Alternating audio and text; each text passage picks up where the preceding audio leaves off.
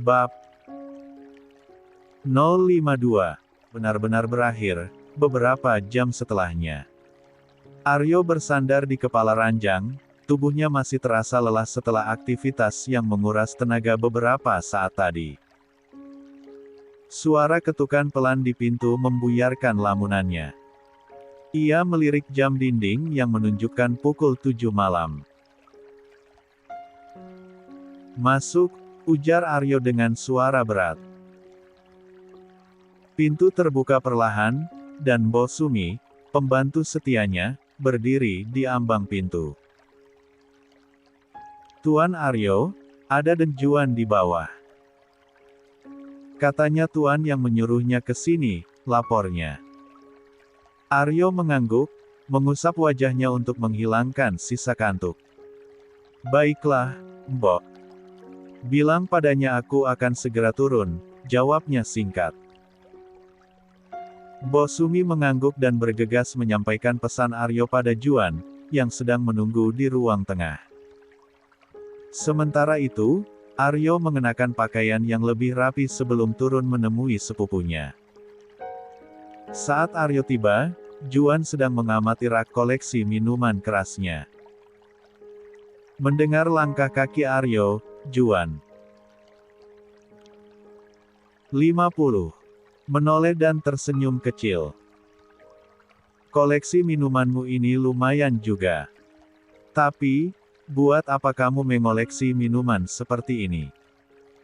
Bukankah kamu jarang minum?" tanyanya dengan nada santai. Aryo tersenyum tipis dan mengambil tempat di sofa. "Hanya ingin saja. Sesekali aku meminumnya kalau sedang suntuk," jawabnya singkat. Juan pun ikut duduk di sofa seberang dan menatap sepupunya lekat. "Jadi, bagaimana? Semua aman?" tanya Aryo serius. "Sudah aman. Aku sudah menghubungi temanku, seorang dokter terbaik di Singapura, untuk merawat nenekmu. Nenek tiba dengan selamat, dan sekarang kondisinya mulai stabil," jelas Juan sambil menyesap teh hangat yang baru saja diantarkan pembantu. Aryo mengangguk, tapi raut wajahnya masih tegang. Ia menghela napas berat sebelum akhirnya berbicara. "Juan, aku butuh bantuanmu lagi untuk menyelidiki sesuatu." Juan menatap Aryo dengan alis terangkat. "Menyelidiki apa?" Aryo menatap lurus ke depan, seolah mencari kata-kata yang tepat. "Tentang kecelakaan nenek. Aku curiga ini bukan kecelakaan biasa," ujarnya dengan nada rendah. Juan diam, memberi Aryo waktu untuk melanjutkan. "Aku mendapat laporan dari perawat nenek. Beberapa hari lalu, David sepupu bapakku datang menemui nenek. Setelah pertemuan itu, nenek terlihat tertekan. Aku curiga dia ada hubungannya dengan apa yang terjadi," Aryo melanjutkan, nada suaranya mulai dipenuhi emosi. Juan mengangguk pelan. "Hanya David yang kamu curigai?" Aryo terdiam sejenak, lalu menjawab, "Selidiki juga ibu tiriku." Juan menatapnya dengan kening berkerut. "Ada apa dengan ibumu? Bukankah katamu dia baik selama ini?" tanyanya heran. Aryo mengusap wajahnya lagi, jelas terlihat bahwa ia berusaha menenangkan diri. "Entahlah, aku merasa ada yang aneh dengannya. Sikapnya, dan semua kesedihan yang ditunjukkannya saat nenek meninggal, seperti palsu. Aku melihat sekilas, dia tersenyum tipis saat mendengar nenekku meninggal," ungkapnya dengan nada getir. Juan menyandarkan tubuhnya, mencoba mencerna penjelasan Aryo. "Apa kau yakin?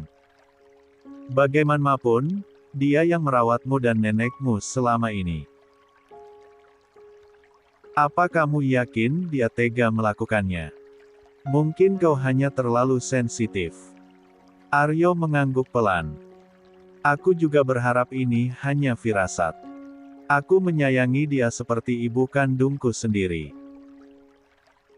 Tapi, aku tak bisa mengabaikan apa yang kurasakan. Juan menghela napas panjang. Baiklah. Aku akan mengirim anak buahku untuk mengawasi gerak-geriknya, katanya akhirnya.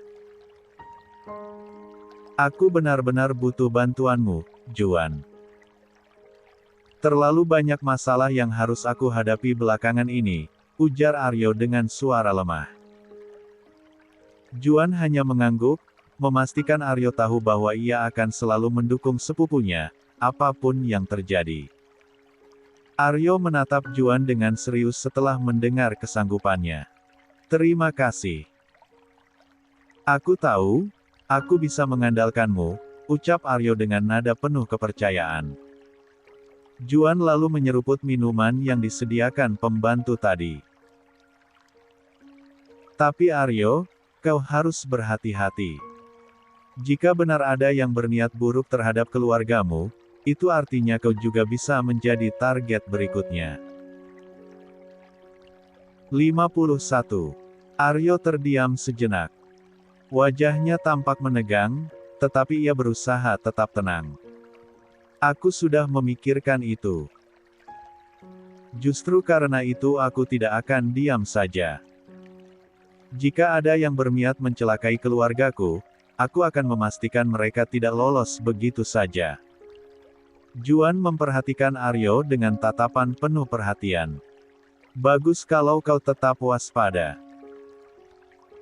Tapi jangan terlalu ceroboh. Kita perlu bukti kuat sebelum melangkah lebih jauh. Aryo mengangguk setuju.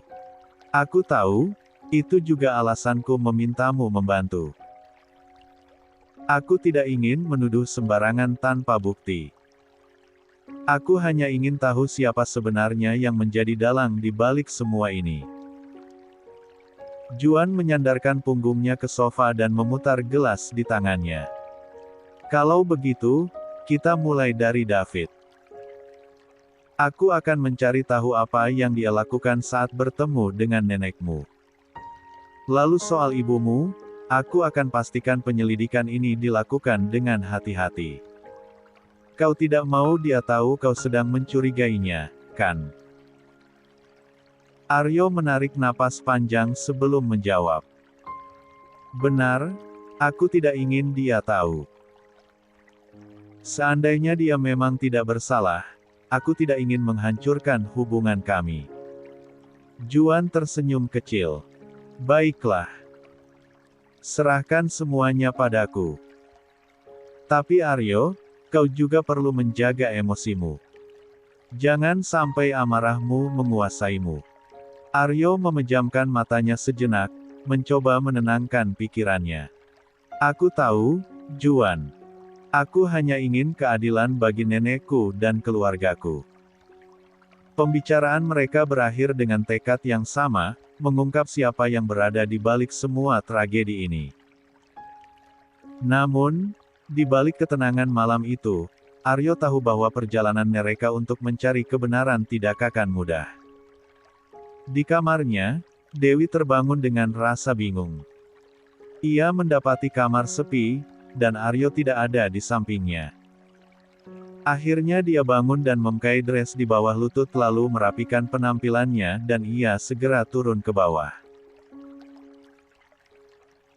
Di ruang tengah, Dewi menemukan Aryo yang tengah duduk santai di sofa. Dengan senyum yang mengembang di wajah cantiknya, Dewi langsung menghampiri Aryo dan duduk di pangkuannya. Ia merengek manja, "Kenapa Mas Aryo ninggalin aku sendiri di kamar?" "Aku pikir Mas Aryo pergi," ujarnya sambil menyandarkan kepalanya ke dada Aryo. Aryo tersenyum, lembut membelai punggung Dewi. "Kamu masih tidur tadi. Aku nggak tega bangunkanmu, kamu kelihatan kecapean," jawabnya. Dewi menggigit bibirnya, tak menyadari keberadaan Juan yang sedang duduk di dekat mereka, mencoba menahan tawanya. "Aku capek juga," ulah Mas Aryo yang ganas tadi sore, ucap Dewi tanpa sadar, membuat Juan hampir tertawa terbahak-babak. Aryo menatap Juan yang berusaha menahan tawa, lalu berkata sambil tersenyum, "Dewi, bisa nggak kamu turun sebentar?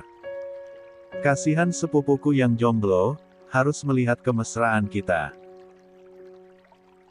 Dewi langsung menegakkan punggungnya, merasa kaget dan menatap Aryo dengan bingung. "Sepupu Mas Aryo? Emang dia di mana?" tanyanya polos. Aryo mengisyaratkan dengan mata ke arah Juan. Dewi lalu mengikuti arah pandang Aryo, wajahnya lalu merah merona menahan malu, karena ternyata ada orang lain yang berada di depannya, dan melihat tingkah manjanya tadi. 52. Setelah seminggu libur untuk masa berkabung atas meninggalnya Nenek Lasmi, Aryo dan Dewi akhirnya kembali berangkat ke kampus. Saat mobil mereka berhenti di parkiran, Aryo menoleh ke Dewi dengan wajah serius. "Dewi, kamu harus terus bersama Tias. Kalau ada apa-apa, segera hubungi aku," ucap Aryo tegas, menatap istrinya dengan penuh perhatian, saat mereka sudah keluar dari mobil. Dewi tersenyum tipis dan menjawab, "Iya, Mas. Aku bakal hati-hati kok." Aryo lalu mengalihkan pandangannya pada Tias yang berdiri di sisi lain mobil. "Tias, aku titip istriku. Jaga dia baik-baik," katanya dengan nada tegas, hampir seperti perintah. "Baik, Tuan," jawab Tias tanpa ragu, suaranya lugas dan penuh keyadewi. Setelah itu, mereka berpisah menuju ruangan masing-masing. Aryo pun berjalan cepat ke ruang kerjanya. Setibanya di sana, dia segera menghubungi bagian administrasi untuk meminta laporan keuangan kampus selama 10 tahun terakhir, tepat sejak omnya, David, mulai bekerja di sana. Tak butuh waktu lama, file laporan itu dikirimkan ke komputernya. Aryo membuka file tersebut dengan penuh konsentrasi. Dia memindai dokumen-dokumen itu satu persatu, mencari bukti penyelewengan dana yang selama ini dia curigai dilakukan oleh David.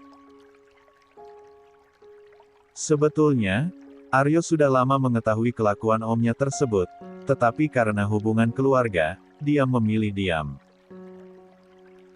Namun, setelah menyadari keterlibatan David dalam kecelakaan yang menewaskan neneknya, Aryo memutuskan untuk tidak lagi tinggal diam. Selama beberapa jam, Aryo berkutat dengan komputer, memeriksa angka-angka dan mencocokkannya dengan catatan lain yang dia miliki. Hingga akhirnya, senyumnya mengembang. "Akhirnya dapat," gumamnya. Puas. Dia segera menyimpan file tersebut ke dalam flash disk, lalu mengirimkan salinannya ke sebuah email rahasia. Selesai dengan tugasnya, Aryo menyandarkan tubuhnya ke kursi, mengambil napas panjang, bersiap untuk langkah selanjutnya. Ini baru permulaan, pikirnya. Di tempat lain, di ruangan kerjanya, David tengah bersantai dengan secangkir kopi. Suasana tenang itu tiba-tiba pecah oleh suara ketukan di pintu. Dengan nada malas, ia berkata, "Masuk." Seorang pegawai administrasi kampus masuk dengan wajah tegang. "Pak, ini gawat," katanya terbata-bata. Pak Aryo tadi meminta seluruh catatan administrasi kampus dari 10 tahun terakhir. Sepertinya beliau sedang menyelidiki sesuatu. David, yang awalnya tampak santai, tiba-tiba duduk tegak di kursinya. "Apa?" tanyanya terkejut, matanya menyipit tajam. Sialan anak itu. Apa saja yang dia minta? Pegawai itu tampak semakin gugup. "Seluruh laporan keuangan dan administrasi kampus, Pak." Bahkan catatan biaya renovasi kampus 5 tahun lalu juga diminta. Sepertinya Pak Aryo mencurigai Anda. David mengusap wajahnya dengan kasar, amarahnya jelas terlihat. Brengsek. Aryo benar-benar berniat menjatuhkanku. Tapi aku tidak akan tinggal diam, geramnya. Aku yang akan lebih dulu menyingkirkannya. Ia melambaikan tangan, memberi isyarat agar pegawai itu keluar. Setelah pintu tertutup, David meraih 53 ponselnya dan segera menelepon seseorang. Halo, Mbak. Ini gawat. Aryo sudah mulai menyelidiki aku, katanya dengan nada mendesak.